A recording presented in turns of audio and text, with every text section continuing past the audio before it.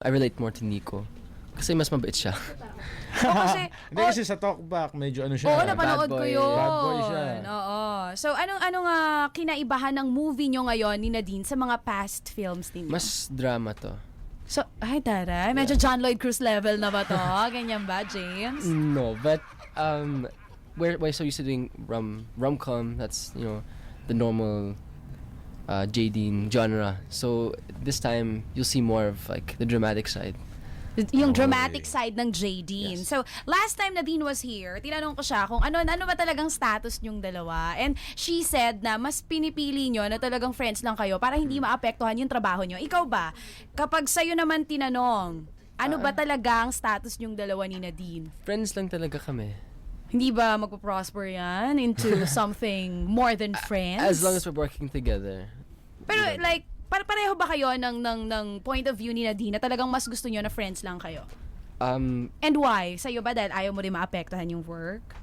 It's really for the sake of our work because we've come so far, and what we have is great. So why spoil it? Meron kaming hashtag ngayong gabi ni Badgie. So, Yes. dudugtungan mo lang yon. Ewan ko kung naiintindihan niya pa ako, Brad. Baka gusto mong i-translate to para sa Sige, akin. sige, itatranslate ko. Naintindihan mo pa ba kami? Do you understand Lahat, that? as in lahat ng sinasabi Everything, na. everything? Oh yeah, oh yeah.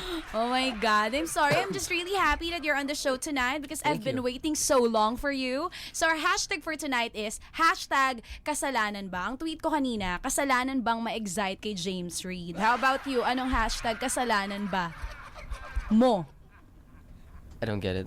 Like, kasalanan ba? Kasalanan ba na Eh, mahalin ka? English, is it wrong? Is it my wrong? fault? Is it my Well, is it my fault ka naman dyan? is it wrong if Naiintindihan niya yung kasalanan ba? I Oo, understand, but okay. I don't understand the hashtag.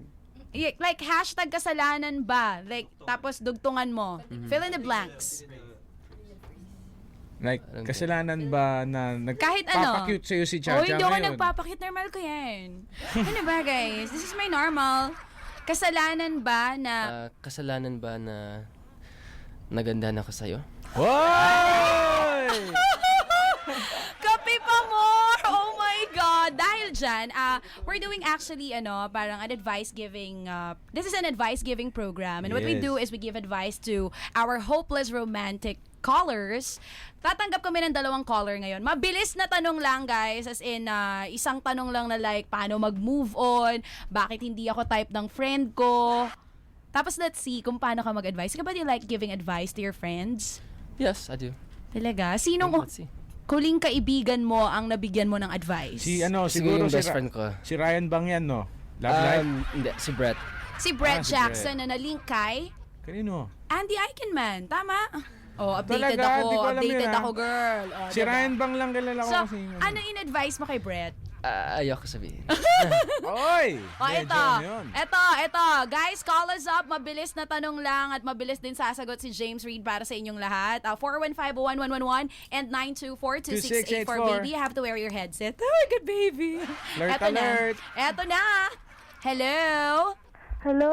O ate, mabilis na tanong. Question. Dapat pa ba ako makipagkaibigan sa kaibigan na lagi lang akong niloko? Dapat pa daw ba siyang makipagkaibigan sa kaibigang lagi siyang niloloko? Paano? Paano niloloko ka, te? Paano niloloko? Pangit Ginagamit ka, ganun. niya Eh, ako baka like naman totoo. user-friendly. User-friendly daw. Like, tinatawagan lang siya at tinitext siya pag may kailangan sa kanya. Dapat ba niyang iwasan yun or push pa rin? Total, marami siyang pera, ganyan. Paano ba? For me, What's I your wouldn't. stand on sa mga tao na user-friendly? For me, I only have a small group of close friends. So, I wouldn't stand for that. O, ate, sabi ni James Reid, tantanan mo daw. Yun actually yung Tagalog nun. Hindi. Tantanan mo. Wag, I wouldn't stand. Umupo na lang siya. Hindi, iba yun. Ay, iba Iba yun? niliteral mo eh. Oy, ate girl, may gusto ka ba sabihin sa kanya? Go, mabilis lang. Hi, James. So, sobrang idol kita. Like, Thank I'm you. gonna watch Hopeless Romantic tomorrow. Wow, may Thank you English so much. naman talaga si ate girl. Oh. Thank you so much. Thank you. Manonood daw siya ng para sa Hopeless Romantic. Ayan. Question, hello. Last caller. Hello. Oh, wag na po Uy. tayo magpa-cute. Sa akin lang po siya tonight, utang na loob. Sige po, question po. How to forgive someone who have hurt you so badly. Ay, ang galing. English. Hindi, ang James. depende kung anong klaseng hurt. Physically. Emotionally. Emotionally. Nangyari na ba sa'yo to, Emotionally. James, na may nanakit sa'yo ng gusto? I believe that everyone deserves a second chance, but not a third. So, pag pangatlo na, iwasan Wag na, na, oo. tama na. Oh, Hindi, balik ilang mo. be- It's only human to make a mistake, Oh, di but ba? if you make the same mistake again, you know. Ang gwapo eh. Talagang doon pa rin ako sa ang gwapo. Ate! Si Baji, magbibigay din ng advice sa'yo. Ikaw ba? What? Ano nga yung tanong mo? How to forgive someone? Who have hurt you so badly. Who have hurt you so badly. How to forgive someone who hurt you so badly? Sabi ni James, pag pangatlo, wag na daw eh. Basta second chance, scary pa. Oh. Yes. Sa akin, dahil na-hurt na ako ng sobrang dami before ate, sa akin, pag Hindi nga, depende nga sa klaseng hurt. emotional, Kasi merong hurt na masarap. Oh. iba yun. May hurt na, di ba? Pero hindi, sa akin ate, parang I have to agree with James, pag paulit-ulit na, tama na. Paulit-ulit din yung sarap. Paulit-ulit yung sakit, anong pipiliin mo? Di ba, nasarapan ka, tapos sasaktan ka rin naman. Anyway, ate girl, thank you so much. Thank you so Nakatulong ba much. tayo dun sa... Hindi, talagang tinanggap lang natin para ma-happy sila. Anyway, James, pwede ba sample lang? Mabilis kasi you are a good singer, my gosh. Talaga ang galing-galing mong kumanta. And we can't wait for your next album. Actually, I just released an album in February. Yes, Read Alert. Alright, so ito na, James. Meron ka bang pwedeng i-dedicate na song ngayon for Nadine? Kung meron man, ano yon?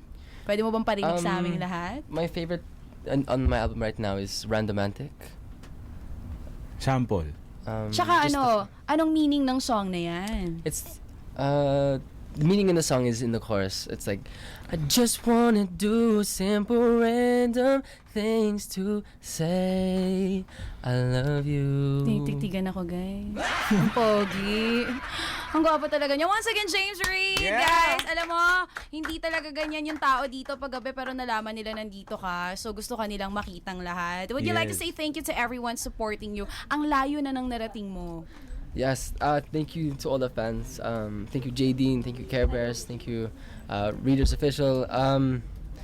Especially those who've been with me since PBB. Oo, andyan lang yun. I hope you all enjoyed the movie. It's, I think, so far the best one we've done. So yeah, thank you so much.